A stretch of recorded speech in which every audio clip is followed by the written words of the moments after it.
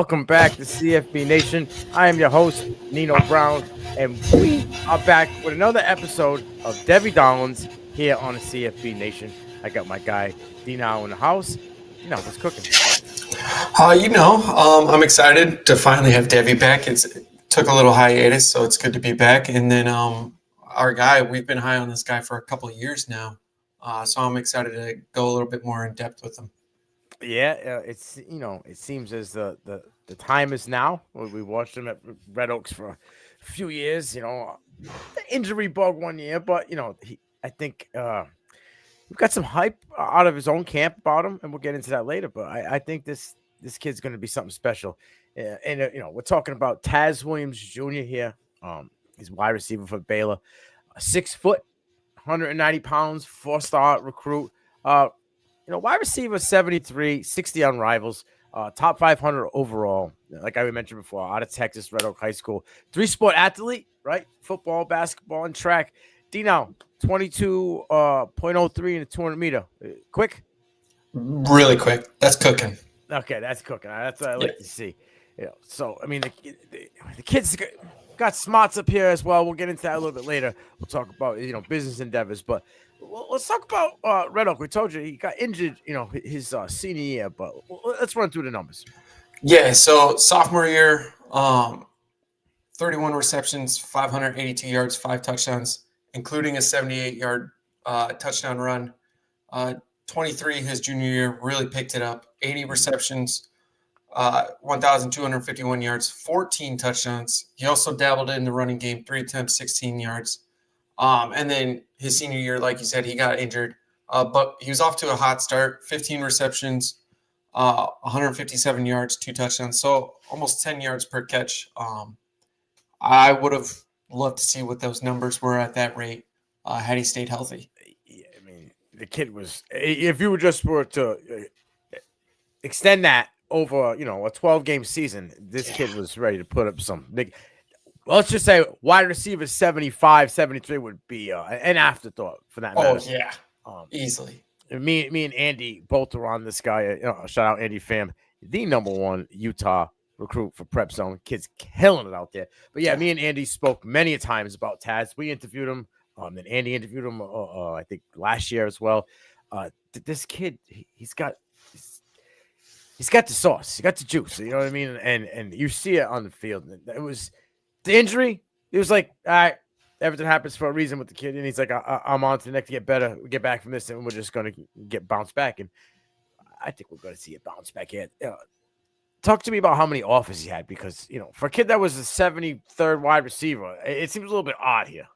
Yeah, pretty much. He had 50+ offers. So if you name the school, he had an offer from them essentially. He did commit to Baylor though on December 4th of 24. He had 2 visits there. But some of the schools was Florida, Texas A&M, Georgia, Bama, Penn State, where he was recruited by Marquise Higgins, Arizona, Michigan recruited by Ron Bellamy, and then Baylor, where he committed, where he was recruited by Keenan Hall, kind of home school too. So yeah, it's just right up the road from where he grew up. So I love to see when kids stay home too. So yeah, right. And we'll kind of talk about now. It's home. It's close to home. It's big school. It's kind of got the bubble bopping. Kid already. We talk about business adventures. I think it's Taz Williams Consultants, where he's helping guide, present and future kids through this NIL transfer portal, image and likeness, shenanigans. He's kind of, some kids have no clue really at all. And he's kind of giving them a guide, which I think is absolutely brilliant. Give back to the youth, the kids that have no guidance in the thing. And it's absolutely smart. Now, what this kid does have as well is a football IQ that's through the roof, and he is twitched up, and I love every part of it. Effortless change of direction. We talk about this all the time, right? Zero wasted motion. This kid is just, and he's gone. If you ain't with him, you're gone. You're left in the dust. His footwork is elite, and his boundary awareness is crazy because I've seen so many 2-footed catches, which we don't really see much of anymore. Nobody's trying. There was Yeah. a few years there were kids were trying to showcase the NFL side. Nobody's trying. They're barely getting toe down on 1 foot. This kid already has it kind of locked in, and I love to see that coming in as a freshman. Great vision. He's got savvy hips. He's out there doing the merengue and the cha-cha the way he's cutting these people up. Good field awareness. We already talked about it. When plays break down, though, like when shit goes south, blitz comes quick, he can break off and get open for his quarterback real quick. He's 18 years old. Kid's got it. He's aware of what's going on all the time. Great ball tracking skills, speed, and more speed as we discussed in the 200 meters. Versatility, right? I think he can play inside and outside. Special teams as well. All around athlete, got that wow factor. And in the words of Ricky Bobby, Taz got that shake and bake, man. He is smooth in and out of all cuts. What are your thoughts here on these attributes? And what else did you see as well on the screen? Yeah, so initially the effortless of running his routes, he can run any sort of, or he can run all the routes on the tree with ease. Especially going to a school like Baylor, a lot of their receivers get labeled as 1, 2, 3 route receivers, can't run all 9. Taz can definitely run all 9. And with that, you see on a lot of his cuts, he drops his hips to make those cuts, which is something that I noticed not a lot of receivers do nowadays. And then, like you said, elite footwork. Yeah. He makes sure all the catches count on Fridays, Saturdays, and Sundays, which, like you said, a lot of the kids just aren't doing anymore. So the time that he's putting in to hone that craft right there, it stood out to me. What's crazy is like the way he works the boundary, right, and the way he can cut you up, and then in between the hash, it's just like a whole nother game that he brings to it. Like right away when I was watching, I'm like, wow, this is a faster Curtis Samuel. And then I started watching a little more. I started breaking them up, and we'll get into player comps later. And I'm like, man, I see some other stuff because this guy could take the top off the ball. It's just crazy. If like I didn't have him as a comp, I almost put him as a comp. It's what everyone wished Corey Coleman could have been. Okay, is what I see in Taz. Yeah, he has it. Like, and he brings the special teams capability to him. You know what I mean? He's a smaller guy, but he doesn't really shy away from the contact. He kind of his speed takes him away from it. It's not his fault that he's that fast. But yeah, this kid, I think we got something special here. I know it's kind of loaded. Baylor's like through the roof with talent this year, but I talked about it in agreement with you, and you're going to break down these wide receivers and who he's got in front of him. But the guy that everybody's talking about, Josh Cameron, he's supposed to be the stud for them, right? He's already saying that the standout freshman on offense for him was Taz Williams Jr. Now, I don't know if he's inclined to say it or obligated to say it because that's the guy that, is in his bracket, wide receiver ways. But if it's not, then that means, that speaks volumes for this kid already right out of camp. I do think we're going to see this kid a lot early in the season. But talk to me about this room. Yeah, and like the beautiful thing about Baylor's offense, it's spread. So there's 4, sometimes 5 on the field. So he's going to get his reps. But the room, like you said, is pretty loaded. We got Ashton Hawkins, who plays the X. He's coming off 45 receptions, 567 yards, 5 touchdowns. Kobe Prentice, who's normally going to be in the slot, transferred over from Bama, 11 receptions, 129 yards, a touchdown. Cole Wilson, transferred from Texas State, the X. 43 receptions, 630 yards, 4 touchdowns. And then, like you said, Josh Cameron, the returning stud, Taz's main competition as of right now. 52 receptions, 754 yards, 10 touchdowns. And then they brought in some higher ranked receivers.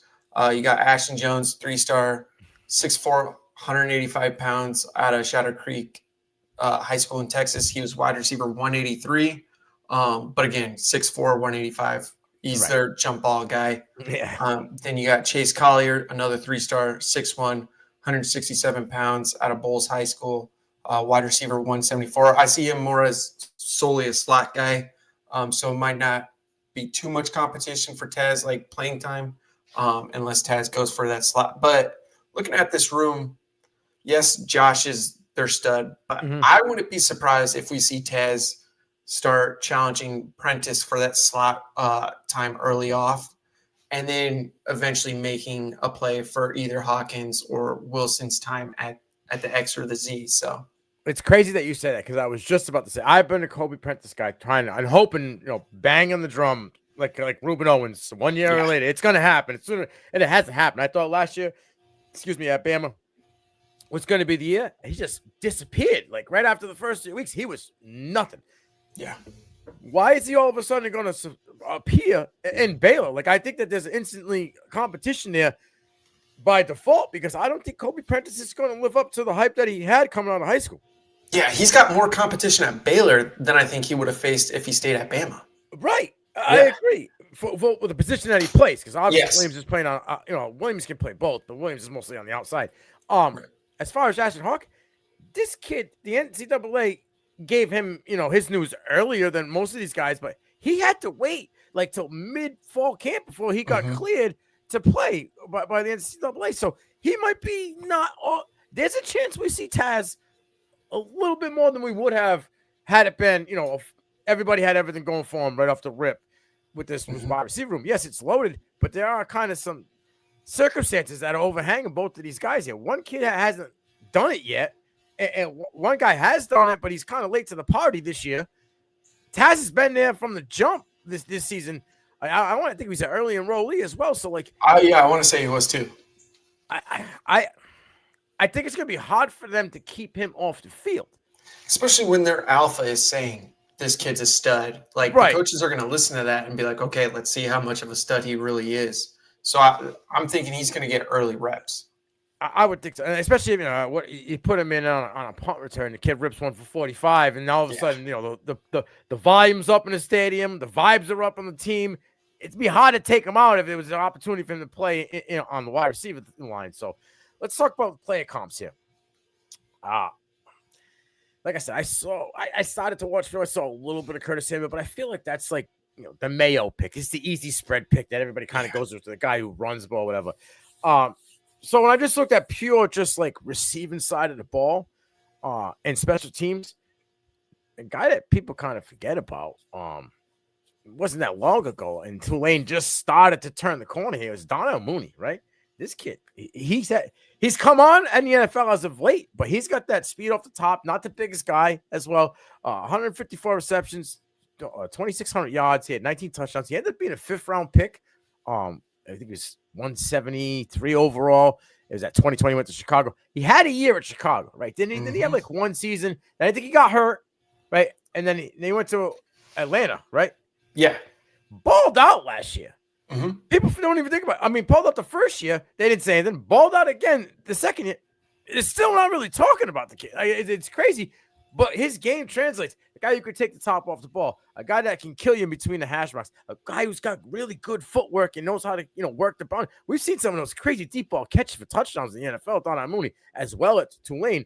But there's a lot of similarities in the game that I see at Donnell Mooney, especially in Tulane when you go back and look at some of that. And then a guy that locally for me, more of a compact size, man, I think this could be his translation at the next level as well. And if this is the floor, hey, we'll see. But Demario Douglas out of Liberty, right? 172 receptions, 2,200 yards, 16 touchdowns.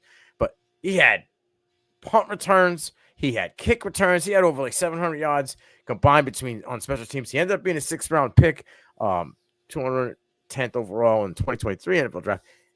And he seems to be kind of getting into his own at the next level. But I think Taz can, if he falls in between both of those guys, well, guess what? They both have success at the next level. So I'm cool. But I see a lot of similarities in both of these guys' traits. Like Pop Douglas, the way he works, the middle of the field. Taz can do that. Taz and him are pretty much the same size. He might, Pop might have a little bit more muscle on him because he's at the next level already in those NFL workouts and weight rooms. But man, if you get that, if you can have that and that deep side, I don't see Pop playing that deep outside ball, but I can see Taz with the speed he brings to run you down on a 9 route. But good luck. He has the shiftiness to beat you off the line, and then it's good night, Irene. If you bring that safety and they just use him as a decoy, the whole other side of the field is now one-on-one, right? So whatever he not only does he bring his talent, but what he brings to kind of shift defenses to one side or have to cover him because of the speed of what he ain't a linebacker in college football that could probably stay with this kid. You know what I mean? Yeah. So that's where I'm at with those two guys. What do you think about my comps? And then give me your two. Yeah, I love the money with two O's comp. Super underrated at the next level. But I love this Douglas comp. I think you might have nailed it right on the head with this one. Doesn't get enough hype that he deserves, but we saw it last year. May leaned on him quite a bit, like with the growing pains and all that. Mm-hmm. And Douglas showed he could run almost every route out there. So as well as being productive special teams, like you said in college. Yeah. I love that Douglas comp. I do. All right, give me your two guys. All right, so I'm going to start at my floor, and then I'm going to go to my ceiling. Okay. My floor is Kenny Stills out of Oklahoma. College, 204 receptions, almost 2,600 yards, 24 touchdowns. He was a fifth-round pick in 13 to New Orleans Saints. The reason I picked him is when he was at Oklahoma with Landry Jones, he was Landry Jones' safety blanket because he could run every route that you asked. He had soft hips. He could run. He could cut. He would find the holes in the defense, which a lot of Taz's tape, you see him doing that. He was a reception receiver, which you see, we mentioned Taz making sure both feet are in. Right. So a lot of that. Granted, Kenny was a little bit more stockier than Taz is, but I think Taz's got plenty of room to grow.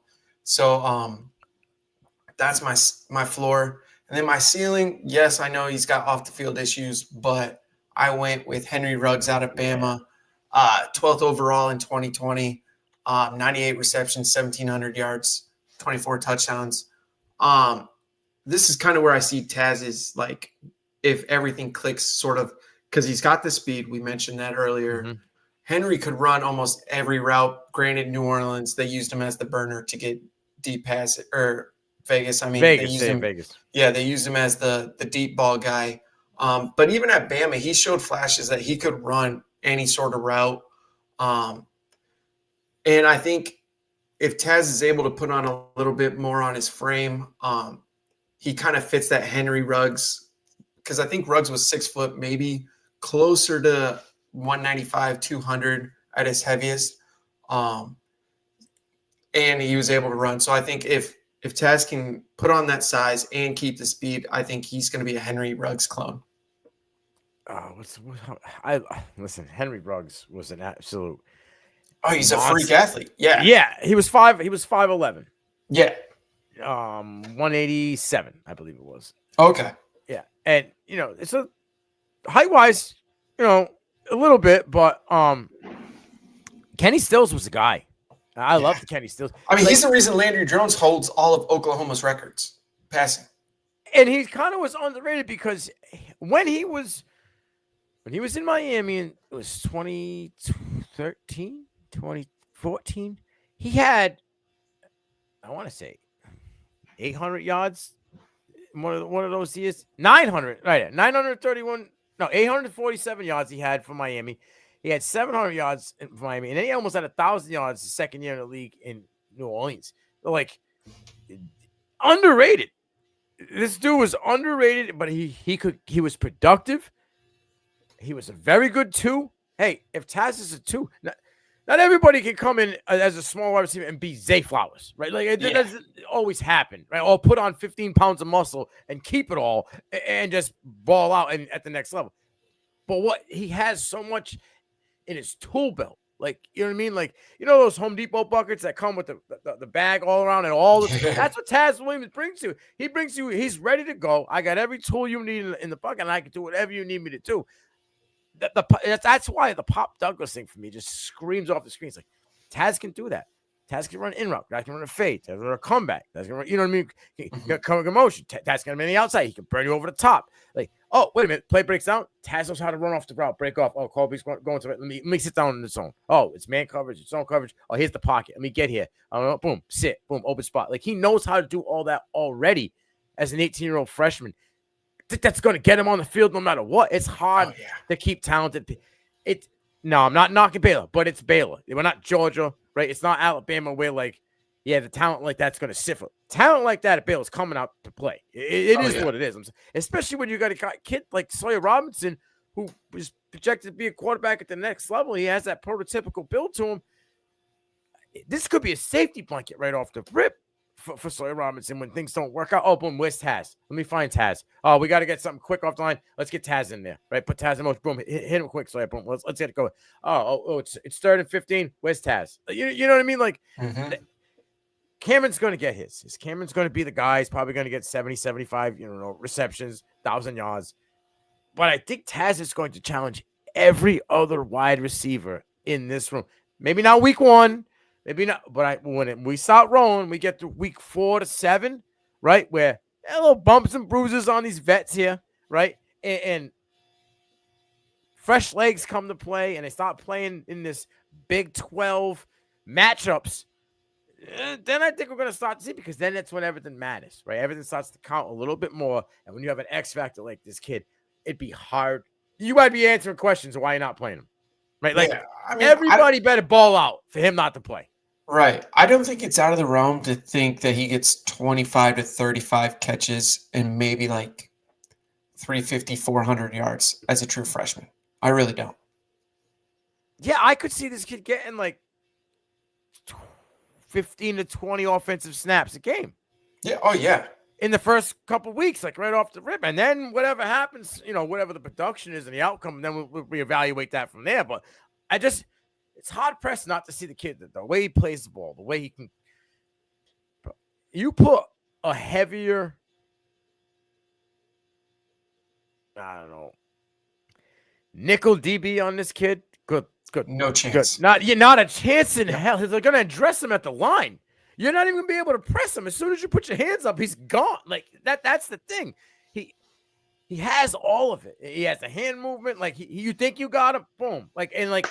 I say, like I always like to say, he doesn't have the Merton Hanks. You know what I mean? Like when his movement, his head's dead still, and then the hips move, boom. So you think he's staying still, all of a sudden, oh shit, he's that way. I missed him, and it only takes this.